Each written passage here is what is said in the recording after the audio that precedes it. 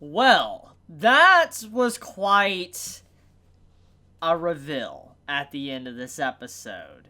So Salem was once human. I mean, granted, the theories have been there for a while. The RWBY community has talked about this, but it's nice to finally have confirmation that Salem, in fact, was once human, and we can pretty much assume that most likely Ozpin was the one that created Salem. For instance, turned her maybe into a Grimm. Maybe that is the reason why he keeps so many secrets. Why he was cursed in the first place. We know he was cursed by the gods, and this would be a really good reason for it. I mean, think about it. The Grimm is pretty much the main enemy in this world. Like, besides conflict of, seeing just the people that live in the, environment just fighting each other, like typical human stuff and all of that, Grimm is basically like demons and stuff of this world. And if Ozpin is technically the reason why they exist,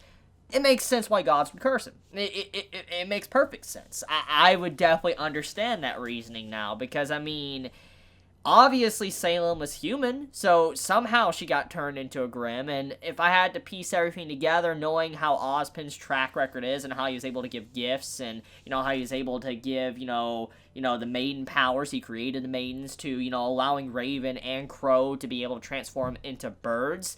I mean, you can kind of piece together, maybe he might have done something to, Salem, and maybe the Grimm were around. Maybe the Grimm were still around, but he somehow gave Salem the power to command the Grimm, which in turn, because of what he did, it backfired, and maybe Salem became very corrupt or evil. Who really knows? But I think, whatever the case is, or whatever the cause, I think we're about to find out the reason why Ozpin was cursed, and why he keeps to himself so much. But, yeah, let's talk about Ozpin's character direction right now.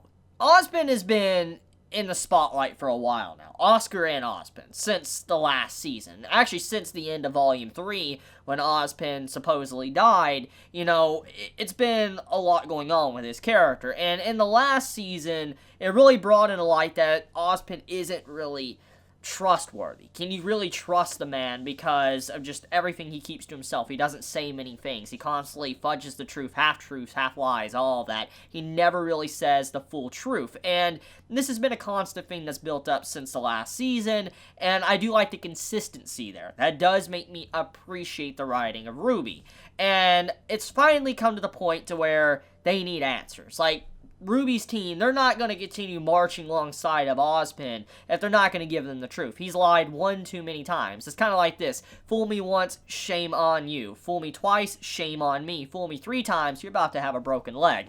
Basically, the point is like, enough is enough. They're done with the lies. They don't want to hear it anymore. They want the truth. Why is this man so hell-bent on not saying what is really going on? I mean, he tries to say the reason why he didn't talk about the relic attracting Grimm was because he didn't want to put them under pressure, worry them and all that. And as we know, the Grimm are attracted to negative feelings and stuff, and emotions and all that. We know this. But even then, though, the point is, it automatically attracts Grimm. So, it's really not going to matter in the grand scheme of things, because they didn't know, and look how much Grimm got attracted. So, just like, come on, Ozpin. There's a bigger reason than that. You're just wanting to say things, excuses, just to be able to not say what's really going on. And I feel like, whatever it is, like I said, we're going to find out the reason why Ozpin was cursed by the gods. Now, anyways, let's talk about a little bit more about his character direction. So, Ozpin, right now, he was, at one point in time, he was in the morally gray area. He was a good guy at first. Then he became morally gray as time went on after Volume 3, and now he's pretty much tipping into the point of potentially a villain. Which, I'm not saying he's pure on evil. I'm not saying Ozpin is evil. I'm just saying he's going into the more of a point to where, clearly, he is not a good guy by any means. And because of how long he's lived, how long he's been around and all that, it's changed him. He is no longer the same person maybe he once was in the past. And he even kind of shows a side of this in this episode, which I like, by the way, of how because of so many lifetimes he's lived, and he's got to see so many people basically say, you know, you can trust us, you know, we're not going to tell anybody, you know, we're not going to betray you. That's what he's heard so many times from so many people after living for so long. You got to imagine, you might build up a mistrust of individuals. I know for a fact that would be a normal reaction I think anyone would have. If you lived for thousands of years, hundreds of years, whatever, and you heard the same line from so many people saying, you can trust me, or, you know, I will never betray you, and you heard this constantly, and the people betrayed you eventually, like 50 years down the road, and then you hear it again from these new people you meet, you're eventually just going to stop trusting people. You're not going to probably say the full truth to them because, you know, you just don't want it to end up the same way as it has in the past. And I feel like what's really happened to Ozpin is that the man has lived too long of a life. The man has lived too long, and because of that, it's really corrupted his viewpoint on many things. And it's crazy to think about. Now, another thing, too, is we can also assume that, judging by the way the opening is, with the woman sitting in front of the statue, to how Ozpin is and his story, at the very least, for what we know of, we could assume that maybe, potentially, Salem and Ozpin might have been lovers. We could try to piece that together, and they might have had a good relationship in the past, and then, like I said, Ozpin probably did something, and then caused Salem to be like she is, basically the Queen of the Grimm. Who really knows?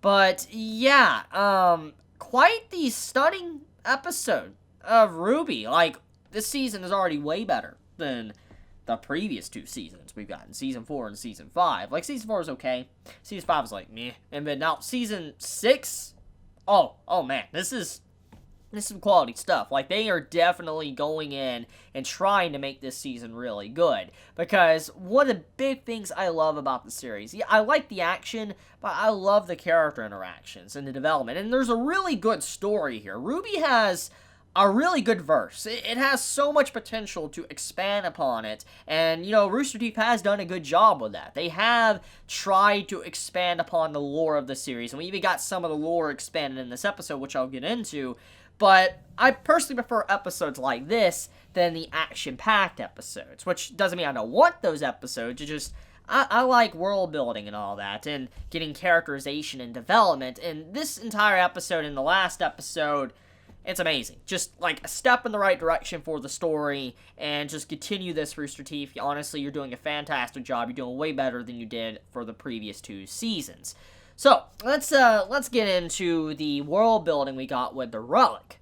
So, genies exist. Like, did anyone else get, like, a Moggy vibe? Like, anyone get a Moggy vibe when they saw the genie in this episode? I'm like, someone, a part of Rooster Teeth, the scriptwriter, has definitely been watching anime, like Moggy and all that, or watching Aladdin, because the genie just coming out like that, I'm like, is this literally a Moggy? Like, what the hell? But, yeah, that surprised me with the genie, by the way, and there's so much potential with that genie, and there's a lot of questions I have about it as well, because, I mean, number one, this is our first instance we've seen something like this, like a genie, and we know that there's other relics, but this genie basically having any knowledge, it doesn't actually grant wishes, like can pop things out of existence like a normal genie, but it can give you anything you desire in terms of knowledge that's already kind of happened. So,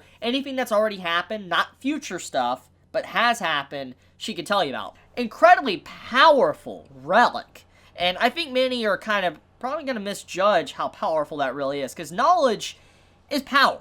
It really is power. The more you know, the stronger you really can be. You can really outsmart a lot of people, because think about this. There's two technical questions you can ask this genie. Obviously, one was used to, what is Ozpin hiding? Give us the full story, which we're about to get into that. The last question, which could be used, could not be used, who really knows, it can be a question where RWBY might ask, what really happened to my mother? Or a question like, you know, what's the origin of the Grimm? Like, true origin. Give us the nitty-gritty details. You know, stuff like this. Like, or where's the location of all of the maidens? Or is Cinder still alive? You know, there's so many things that you could ask this genie, and you're just like, whoa, like, this really opens up a whole new door for the story, and I do like this direction. It definitely is a nice step in the right direction for the story, because we do know that magic exists in this world. I mean, think about the maidens and all that, what Ozpin has done. We know magic exists,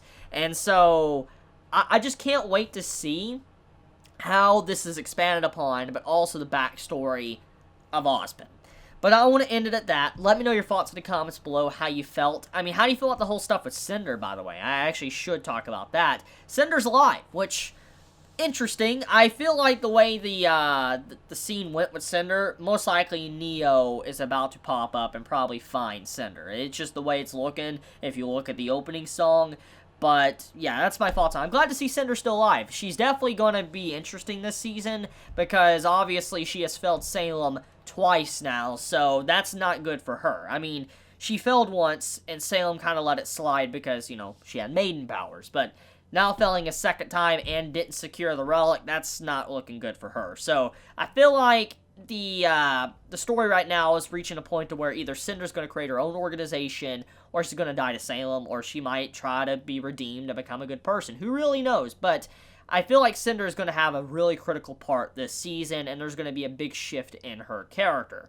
But let me know your thoughts in the comments below. If you enjoy my content, please subscribe. If you like this video, please leave a like. And if you want to get notified for whenever I upload a video, please click the bell icon down below. And with that, Chibi out.